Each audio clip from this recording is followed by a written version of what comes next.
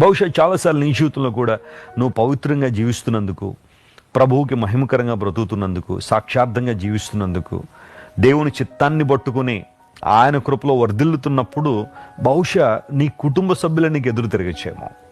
నీ బంధువులు, నీ స్నేహితులే నీకు శత్రువులుగా తయారైపోవచ్చేమో. నువ్వు ఎక్కడైతే పనిచేస్తున్నావో ఆ స్థలంలో చాలామంది నీ భక్తి జీవితాన్ని హేళన చేసేవాళ్ళు బయలుదేరొచ్చేమో.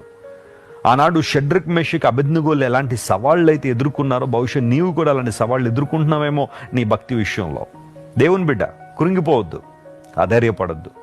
ఎందుకు నేను ఒంటరిదాన్ని అయిపోయాను, ఎందుకు అందరూ నన్ను ఇంతగా బాధిస్తూ ఉంటే నేను ప్రభువుని ఎందుకు పట్టుకోవాలి, ఆయన ఎందుకు నా జీవితంలో మౌనంగా ఉన్నాడు అని ఒకవేళ నీవు సందేహిస్తూ ఉంటే దేవుడు నీతోనే మాట్లాడుతున్నాడు. నీ శత్రువులను నేను వెళ్ళగొడతాను, నీకు జయాన్ని ఇస్తాను. నువ్వు ఎక్కడికైతే వెళ్తావో ఆ ప్రాంతంలో నీకు జయం ఇస్తానని దేవుడు మాట్లాడుతున్నాడు. నన్ను బట్టి మనుషులు నీకు భయపడినట్లు చేస్తాను. ఈరోజు ఎవరైతే నిన్ను చూసి నేను తక్కువగా మాట్లాడుతున్నారో, ఎవరైతే నిన్ను చూసి హేళన